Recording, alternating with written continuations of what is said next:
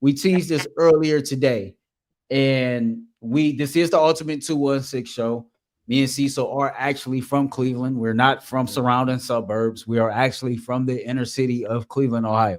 When our mail came to our house as a kid, it said Cleveland, Ohio at the bottom.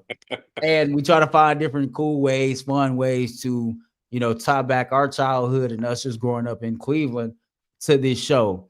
And we started thinking about different top fives that we can do. And of course, during this episode, after this episode, if you got any top five ideas that we can do that's Cleveland related, give us those suggestions, man, and you might see your idea on the next Ultimate 216 show.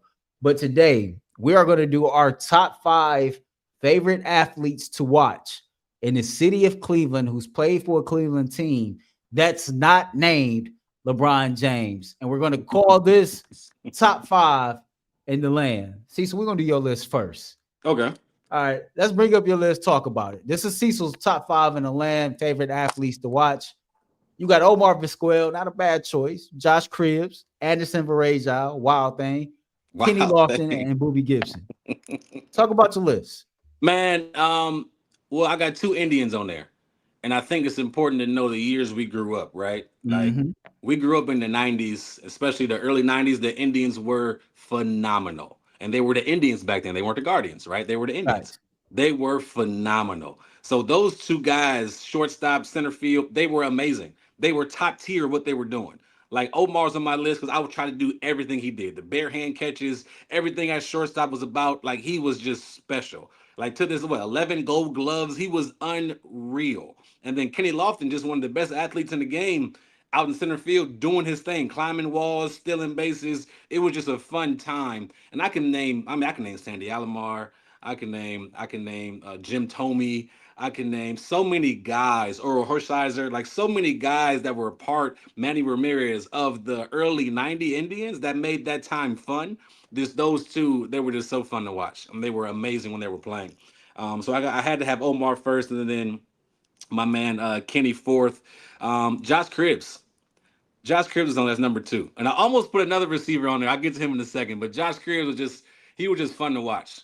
He was fun to be a part of. When the Browns were not good, he was. So he held it down in a way where he wasn't the best receiver, but he was really good at returning. He was really good at his role. And I respect him so much because he mastered his role in the game. He only played about 20-ish plays a game, but he was a master in that particular role. He did the best he could in that role, and he made it fun to watch Cleveland Browns games. Now, when you talk about the Cavaliers, Wild Thing comes to mind. Oh, man, you talk about somebody playing a role? Anderson Varejao. He was somebody I depended on every night. Him and Boobie Miles. I'm sorry, I said Boobie Miles. Boobie Gibson. Hey, tell me you about to go watch Friday Night Lights. See what I'm telling me, you go to watch Friday Night Lights. Out there down in Texas, boy, I understand you want to win.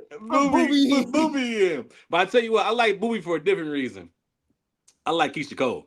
So when he started dating Keisha Cole, it was something about Keisha Cole that just like got my attention. I'm like, ooh, she is bad to me. I don't know what it was. They don't understand the conversations we was having in high school around this time when Keisha, because Keisha Cole is like the hottest R&B singer at the time. Yep. Like we juniors and seniors in high school, so we feeling ourselves, and it's like, man, like we got Brian. Boobie girl is Keisha Cole. Oh, like man. I ain't gonna front for me, dog. It was Game 6 versus Detroit, man. Like when Boobie turned up and sent us to our first ever like NBA Finals. That was crazy. And you think about all the Eastern Conference championships the Cavs then won. That's the only one that we celebrated at home. Oh wow, the only one. Oh wow, okay, and that was the good Pistons team. Okay, think about it, man. The Cavs with Brown, we were sweeping everybody, so it was pretty much on the road. It was on the road. Yeah, everything was on the road. So your list is fire. Oh wait, one more. I had a Dennis Northcutt. If y'all remember Dennis Northcutt, we shared the same birthday. Ooh. We shared the same birthday. That's why I watched. I don't care. I can't even believe you brought that up. Listen, that's my guy, man. Listen, man. That's my guy. It was all good. It was all good until you dropped a crucial ass 4th down that would have secured the Cleveland Browns playoff victory. What, 2-3 years after returning? You know what I mean? Like, just imagine, like, bro, like, anyway. Yo, 2 people that trigger. Hey, that might be our next list. Top 5 most triggering athletes in Cleveland history. I'm gonna tell you right now. Dennis Northcutt and Jose Mesa on that list. Jose Mesa for sure. All right, so a couple more minutes before we get out of here. Here's my list. Here's my top 5 favorite athletes to watch in the land right here. Number 1, like you, I got a Cleveland Indians player because, like you said, it's important to understand where me and you grew up, the time we grew up in. The Browns wasn't here. The Cavs wasn't good. The Cleveland Indians was selling out the Jake every damn game, and the lineup was crazy. I'll take it a step further. Manny Ramirez is my all-time favorite baseball player. Like, Manny is that guy to me, right? Number 2, I got Nick Chubb. Like, because who don't love Nick Chubb? One of the most exciting athletes you've seen don a Cleveland Browns jersey since 1999. Number 3, Kyrie Irving. Bad job out of you, Cecil, for not having Kyrie on your list, man. Like, he's the second best Cavalier in history behind LeBron James. He hit the biggest shot in Cavs history before LeBron even showed back up. Whoa. Second best Cavalier in history? Second best Cavalier in history. I don't know. Mark it. Book it. Josh Gordon. Now, I know it was short-lived, but to this day, tell me when you seen another wide receiver in Cleveland like Josh Gordon, right? Never. And then number 5 for me, man, my boy. I was only conflicted once in my life, but my boy, Joe Hayden. Yeah, cover up your face. Cover up your face. When I tell y'all, man, Joe Hayden was my favorite Browns player for the longest, bro. Like, I love the cornerback position. The Browns hadn't had a shutdown corner like ever, and this dude was straight lockdown to me. To me, I can't believe I'm about to say this. It wasn't a wide receiver that you could put this man up against, and it wasn't about to be curtain call. And so this dude and the camera decided to get busy late in the game in the 4th quarter at home on Joe. And I remember when the camera cut to Joe, after that touchdown you scored, and he was sitting on the bench pissed, salty, like just and I'm sitting up here conflicted, confused, watching my back because I'm at the game, right? I'm there. I don't know whether to cheer or shut the hell up or be pissed. I'm so conflicted. And I'm like, if this is anybody else, like, I'm trying to find some type of way to get Joe up out of it. But when they saw the replay, I said, hey, Cecil, cooked his ass. Cooked his ass. Dude, hey, dropped the ball, turned straight to the crowd. It was just like, yeah.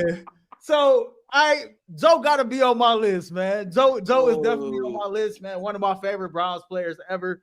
For me, my honorable mention was somebody that was actually on your list. It was Kenny Lofton, because Kenny was like uber athletic, you know, as a young black kid watching baseball at that time. Of course, like, you just kind of gravitated towards the cool black athletes. And outside of Ken Griffey Jr., he was it. He was climbing walls just like Ken Griffey was. Like, he was that dude, and he had swag and he had attitude. And he was one of the first athletes who really always ripped the city of Cleveland. Matter of fact, I still think Kenny Lofton owns his house still in the city of Cleveland. So, you know, y'all let us know. That was the first ever top 5 in the land. Y'all let us know what y'all think about that list, man. Give us some suggestions on what's coming next. Fun Kyrie episode. Number 2, though? Huh? Kyrie's second? Yeah, who you got second? I don't know, but it ain't. I'm thinking, like, I don't know. I gotta think. I mean, you might be right. You're probably right, because Kyrie's we're gonna have to investigate that. His talent is special. I don't know if he was here long enough. How long was he here? We drafted him first overall. I know we got to go. Sorry, we got to go. I know, and it's funny you had Andy. I know somebody that's kind of Andy drunk too, like Anderson Perez drunk too. You know, I ain't gonna say no names, but they just as bad as you. I don't understand. Andy was that dude, man. I don't understand it, he but was hey, that dude. It is what it is, man. Y'all know the vibes. He got the crowd hype, man. LeBron do his thing. Let LeBron do him. Let me go jump in the crowd, get this rebound, throw it up. Let me get this got me excited. Hey, last thing before we go.